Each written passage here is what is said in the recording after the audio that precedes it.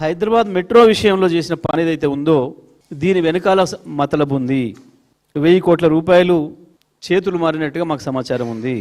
ఎందుకంటే నష్టాల్లో ఉన్న మెట్రోను ఎల్ఎన్టీ నుంచి తీసుకొని వాళ్ళని గట్టెక్కించడానికే ముఖ్యమంత్రి ఈ మెట్రోను ప్రభుత్వం చేతిలోకి తీసుకొచ్చిండు. మళ్ళీ ఒక 15,000 కోట్ల రూపాయల భారం తెలంగాణ ప్రజల నెత్తిన వేసిండు. ఉన్న ప్రభుత్వ రంగ సంస్థలనే నడపలేకపోతున్నారు, ఆర్టీసీనే నడపలేకపోతున్నారు. ఇటువంటి పరిస్థితులలో ఎందుకు వాళ్ళ దగ్గర నుంచి వెళ్ళి ఈయన తీసుకోవాల్సి వచ్చింది వెనుకకి? దాని వల్ల జరిగిన లాభం కూడా వెంటనే అర్థమైపోయింది. ఆ కంపెనీ ఎప్పుడైతే సూత్రప్రాయంగా ఇక్కడ ప్రభుత్వం తీసుకోవడానికి నిర్ణయం తీసుకుందో వెంటనే ఒక్కటే రోజులు 24 గంటల గడవక ముందే 12,000 కోట్ల రూపాయలు ఆర్జించింది ఎల్ఎన్టీ కంపెనీ. వాళ్ళ షేర్ విలువ పెరిగింది 3%.